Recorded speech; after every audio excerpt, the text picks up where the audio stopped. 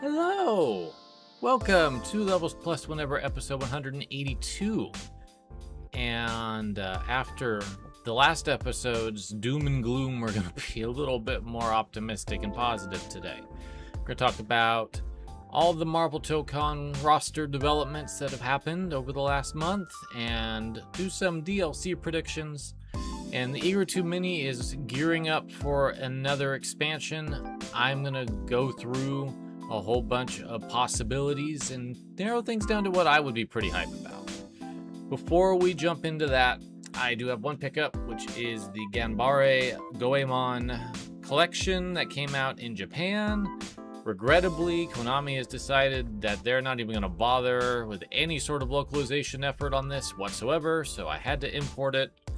But it's got 13 Goemon games on it, all the Famicom ones, most of the Game Boy ones, I think all the Super Nintendo ones, and then it threw Crisis Force from the Famicom on there as a why the hell not?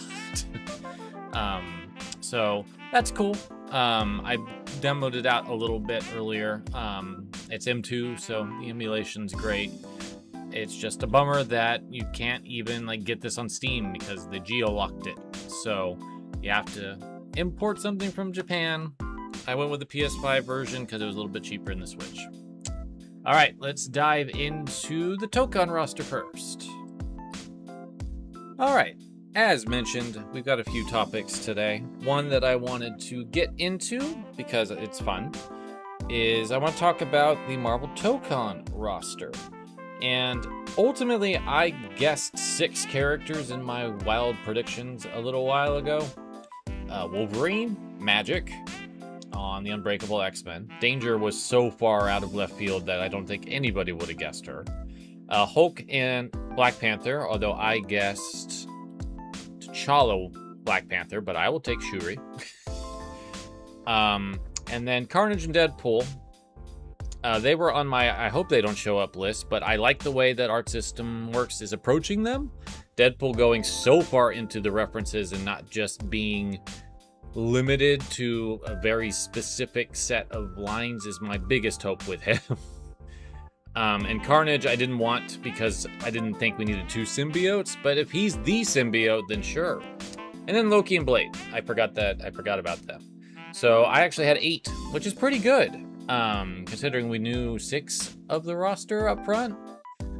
So I'm happy with the choices that have been made with the initial roster. I think that it's been really fun. Danger truly is the wild card, the wildest pick in terms of how deep they went into the lore, especially with the X-Men. But I feel like if they didn't do that, then there would have been a lot of more expectations on comparisons with Marvel vs. Capcom. And I don't think Arxis is trying to do that. So I'm glad that they're just kind of doing their own thing. And I think these teams are all fantastic. Like, the Knights of Doom is a wonderful villain team. And I think the Samurai Outriders looks like an incredible anti-hero, dark hero type of squad. And I think that the Avengers are solid. I think the Amazing Guardians is really the weirdest team. I don't really know how Spider-Man, his alternate universe daughter, Ms. Marvel, and Star-Lord ended up on a team together, but sure, why not? And I do like the fact that they went risky with X-Men and brought in Magic and Danger alongside with Wolverine. So on the whole, I think these 20 characters are great. They're going to do a team per season pass. And I don't know if they're going to release a character at a time or if they're just going to wait till the whole team's done. But ultimately, I've come up with a few additional teams, 5 in total, that I think could work pretty well. I am not a Marvel expert outside of the movies and Marvel vs. Capcom, to be completely frank with you. So I'm going a lot off of my own tastes, but I do have a few oddball picks that I think would make sense and would be kind of hype in their own way. A couple deep cuts, even for myself. So let's start with my first DLC team. And this first DLC team is going to be all about magic, arcane, and the supernatural. So I've got a team of 4 women that can utilize magic in some way. So Scarlet Witch, of course, she had to be here. If you know me, I love Wanda. I also brought in Thor. Since Thor is not in the game as a playable character, I thought, why not make it interesting? And we'll have Jane Foster Thor represent Thor. And of course, she has lightning and like super godly powers. Psylocke, who I don't have like a replica X-Men team. I've got some other X-Men characters here and there. And I feel like Psylocke would be the type that would join a team like this, that was trying to utilize their innate psychic or magical gifts, and she's psychic and has telekinesis. And then Nico here, she's the wild card that I don't know a whole lot about, just I think her design's interesting, and I think that she could be a nice little like young character in terms of like years of being in comics, that could be just kind of interesting, to kind of like Penny in a way. So that's my first team. The second team is I went with a very long established team within Marvel, and that's the Fantastic Four. But much like with all of these teams outside of the Avengers, I went with some different expectations. So for my Fantastic Four team, I brought in Invisible Woman and Thing from the core original team. Mainly because I think that Invisible Woman's shield invisibility approach could be a very interesting gameplay hook, and I really liked her in the movie that just came out not too long ago. So I think that there's some interesting things that could be done with her. And then Thing, we need another Hulk-like character. We don't have any other big bruising types really in this game. So Thing could do things a little bit differently than Hulk, but he's just another opportunity to have a big guy.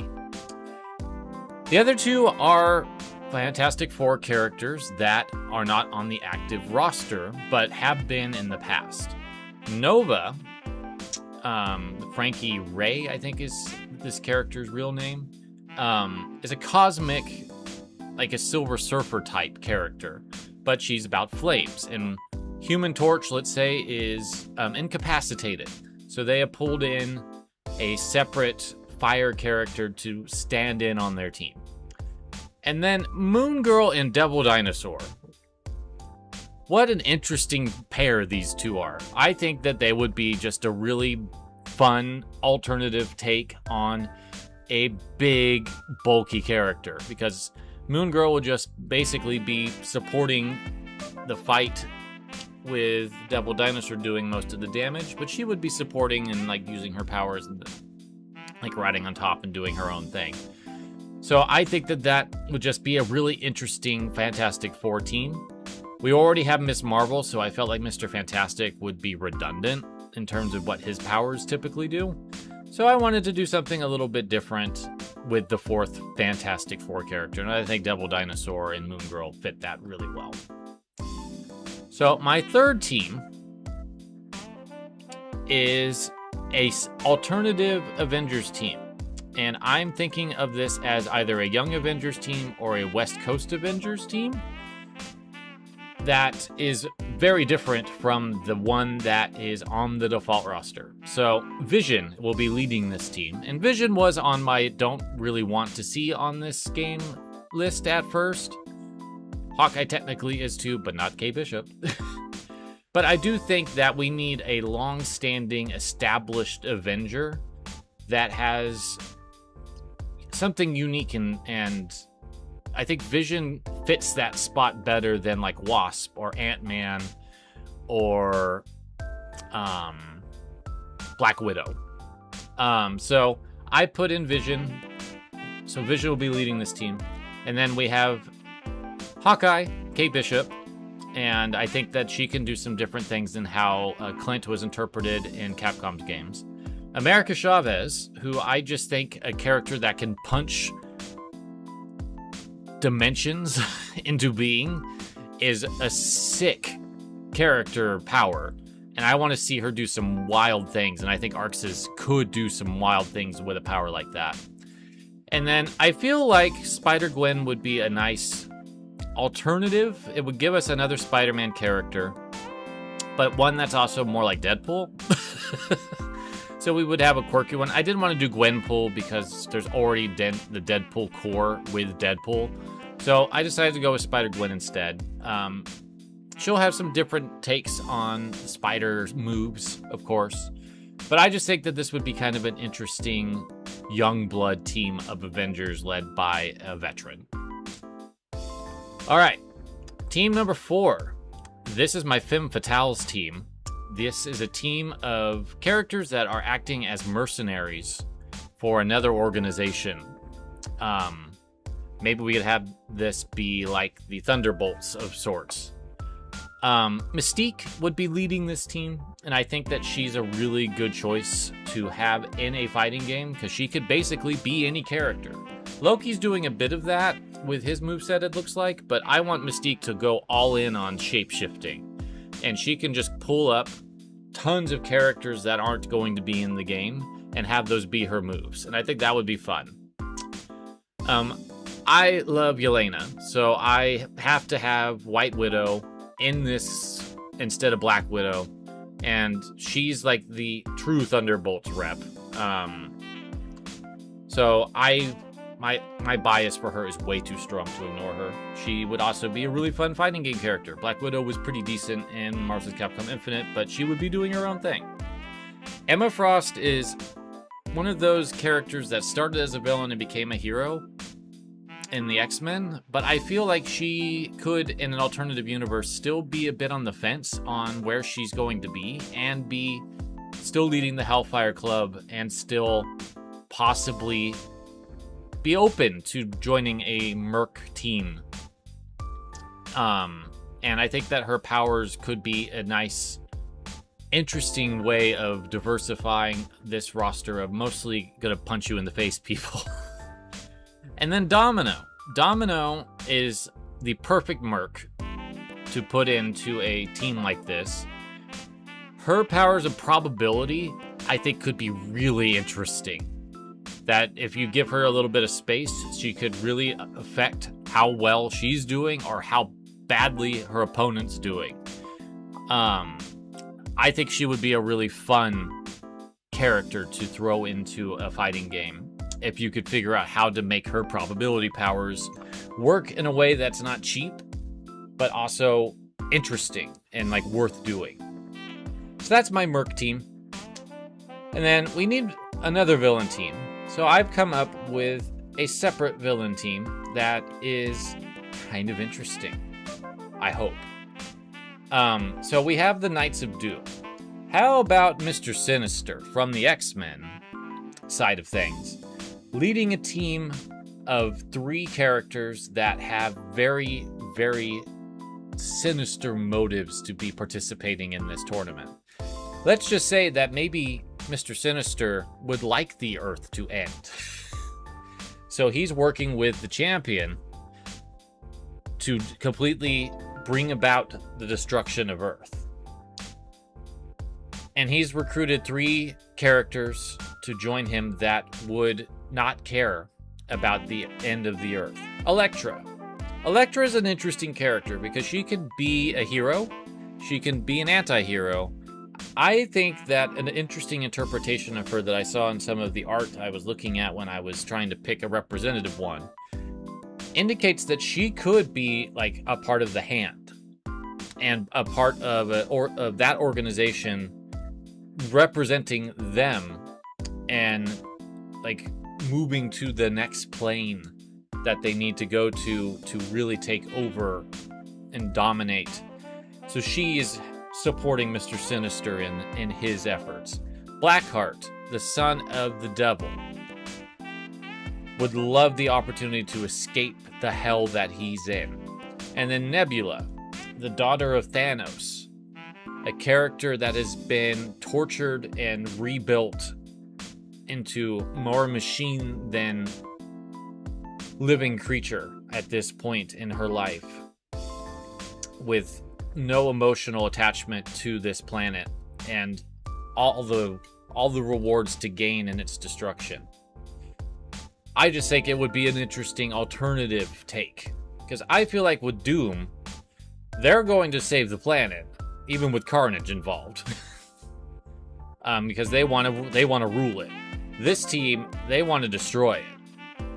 That's my thoughts anyway. So we'll see how many of these characters might end up in the DLC. I imagine we'll get a tease of what the year 1 lineup will look like at the next State of Play, whenever Sony does one of those.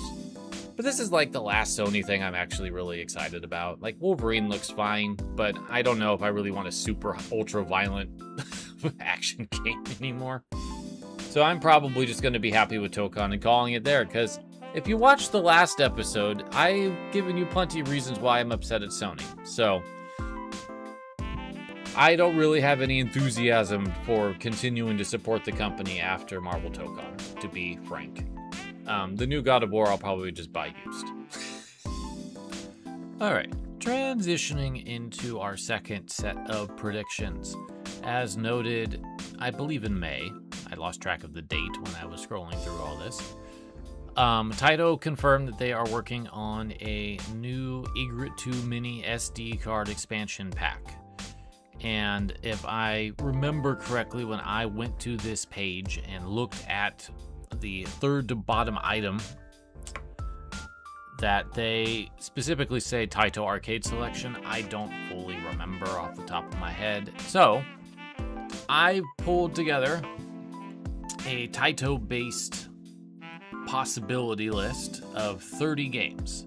28 of them are actually Taito games. There's 2 guest games that I felt have some potential. This is organized by year of release, and some of them I highly doubt would show up. So I'm going to talk about the games included here, and then I'm going to narrow it down to what I think the 10 games are going to be for this expansion.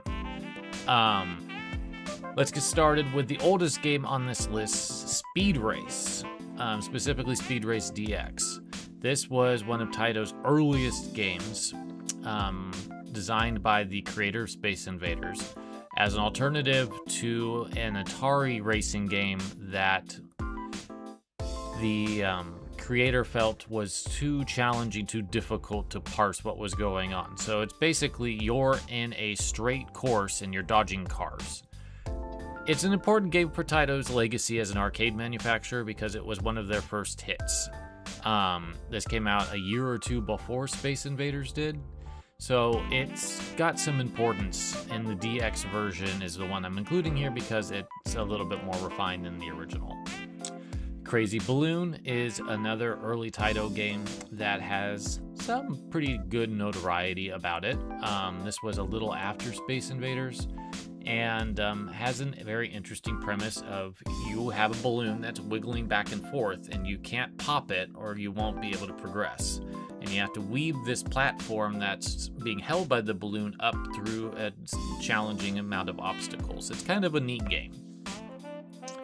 Polaris it's a Space Invaders-like, but it is unique in that it's a submarine setup versus a alien invasion. This was a pretty notable release on Arcade Archives earlier this year, mainly because it had never been re-released before. And so I think that there's a possibility that this could be the oldest game that is included if Crazy Balloon is not. Frontline and Zookeeper are 2 very early but pretty important games in Taito's history.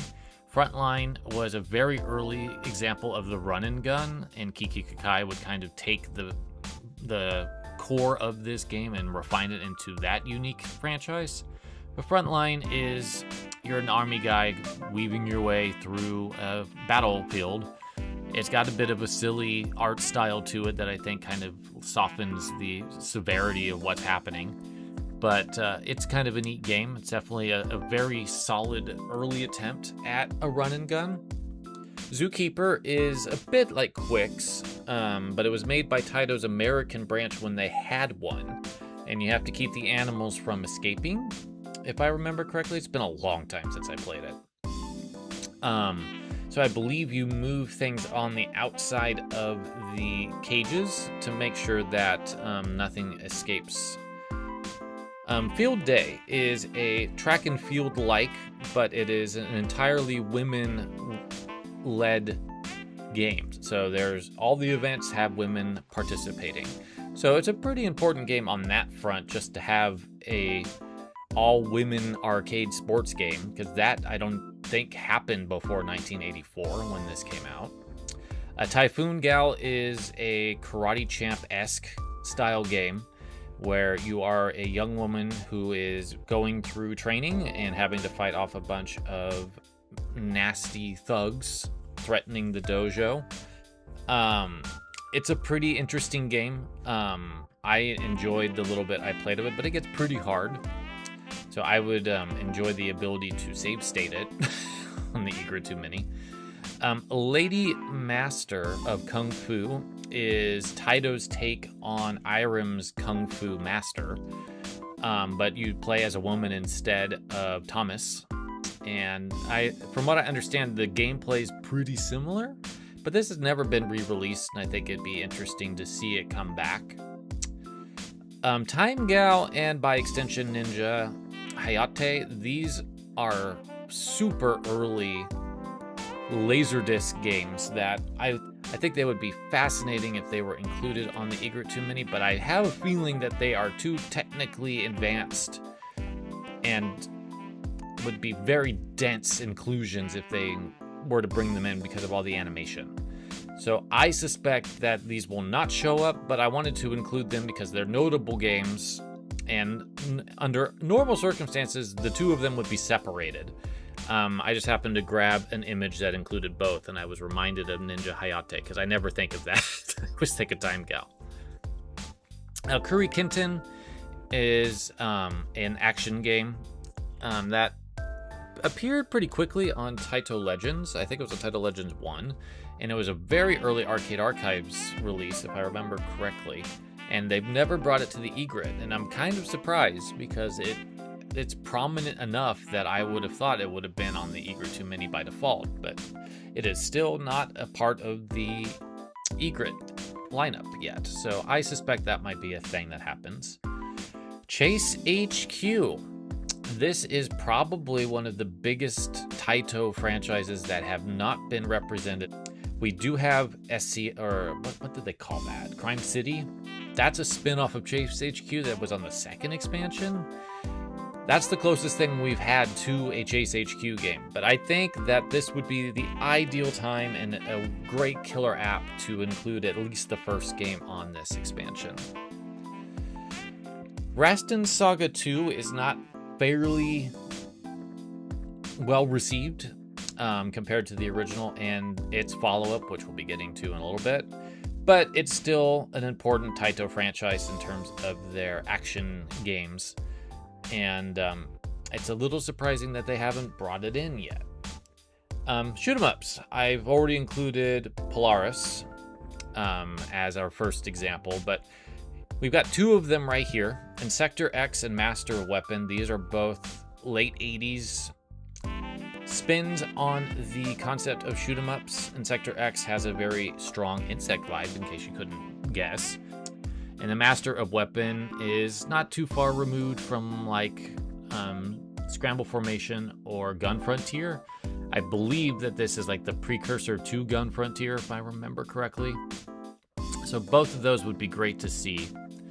A couple puzzle games before we get into another shoot 'em up. Plotting and Palomeres are both Taito puzzle games. Plotting has you throwing tiles to the side to match things, while Palomeres has you throwing dice upwards to try to get the same number. Both of them are pretty unique takes on the puzzle genre, especially early on. And I think one of them has a pretty good chance of making it onto this expansion. Majestic 12 is also known as Super Space Invaders Part 4 or Space Invaders Part 4 or Super Space Invaders 91. This has not been included on the Egret yet, and it seems to be like the missing link in terms of Space Invaders titles, because we've gotten the original, Revenge, and 95, Attack of the Lunar Loonies. But Majestic 12 is curiously absent, and I have a feeling that it would be something they would want to throw into another expansion.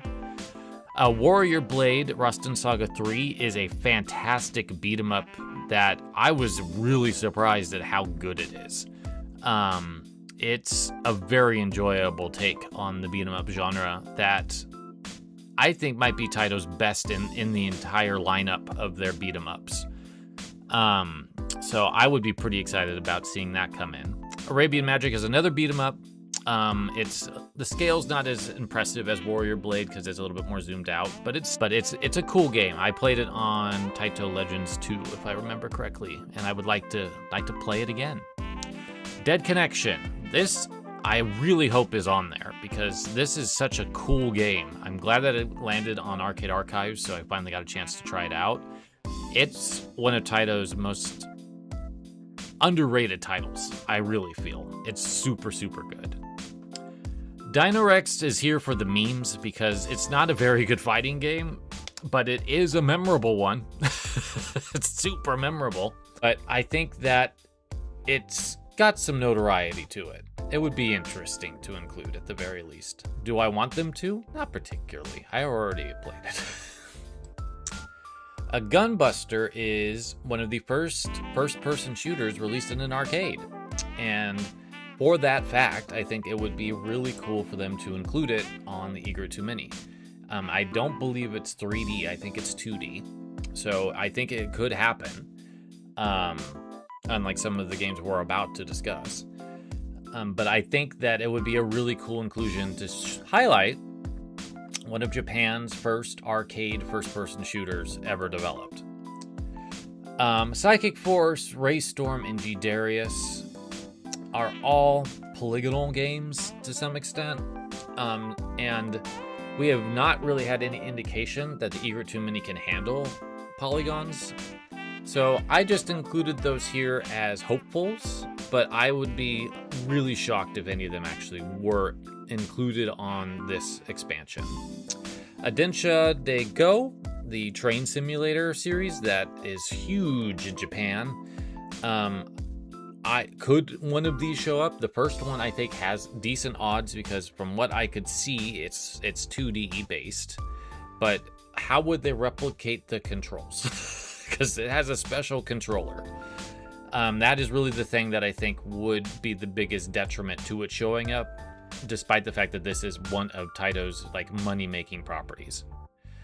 Pop and Pop, this is probably one of the last 2D games that Taito put out in the arcade, and it's kind of a nice little crossover event. It's got characters from Bubble Bobble and New Zealand Story and Kiki Kakai and Don Doko Don and Clack and Pop and Rainbow Islands, and I can't quite tell who that maybe is the Fairyland Story. It's a really cute game that is on Arcade Archives, so at the very least there is precedent that it could show up, and I have a feeling that it would. It'll probably be on my final list here. Battle Gear is a fairly prominent racing franchise for Taito in the arcades. There's multiples of them. I went with the first because it would probably be the easiest to port, but it's also 3D, so it would also probably not make it, but it's here just to represent it. I also selected 2 games outside of the Taito umbrella to just kind of say, if they're going to have third-party stuff, which they have had third-party stuff on every single release, what would they include? And they published UPL's Ninja-kun in arcades, so I have a feeling that that would be one. And then they've worked so much with Toho Plan that I grabbed a very obscure game that they helped release called Demon's World, which is more of an action game than a shoot 'em up. I think they call it a run and gun, if I remember correctly. So if A were to include 2 third-party games, I think these would be the two that they would pick. At least I would like to hope that they would pick Demon's World because it sounds kind of neat. When I did this prediction list last time, I had Double Dragon and Renegade as the third-party titles, but those have been released as part of the last expansion of Technos and Data East games. So the table's wide open again for what this could be. All right, I'm gonna pick the 10 games because we, just based on consistency, can expect 10 games that I think Taito's going to ultimately land on, and we'll see how many I get right. All right, I have made my choices, and some of this is very biased, but I did pick some things that I wouldn't normally pick. I think that Chase HQ is finally coming on this expansion. I think Master Weapon and Majestic 12 are going to be representing shoot-em-ups on this particular collection. I think they're going to put plotting in because it does have enough cachet to slide into a collection like this. I think that Warrior Blade and Dead Connection are really strong, and this is easily the best Rastan game in my opinion. That I think both of them have pretty good odds of making it in. Gunbuster I think is so unique that I would love to see it included because it really showcases something different from Taito. And then Pop and Pop is just a nice little homage to a whole bunch of Taito properties that would be just a nice little way to kind of wrap up the Taito side of things. And then I do think these two games, or at least there will be 2 slots for a third-party release. And we don't have too many other third-party things that we can throw in here. So these are the 2 that I think it would be. If it's not Demon's World, it would be another one of Toa Plan shooters. There are a couple that haven't been included yet. I can't, like Zero Wing, but I don't think Taito actually published that one. All right, that's enough predicting for today. And if you didn't catch my blog announcement, I will be taking the rest of the month off for videos unless Nintendo has a partner showcase or a Fire Emblem Fortunes Weave Direct, or Taito gets on Famitsu or Dengeki Online or somewhere else and does their Taito Arcade Selections Volume 4 announcement in July. They usually do it in August. And they haven't really said one way or another when they're doing it yet. We just know that it's coming. So if that happens, we'll react. If it doesn't happen in July, then there will not be any other videos until August. So I will see you when I see you next month. Friends, I hope that the rest of this month goes smoothly for you, and take care.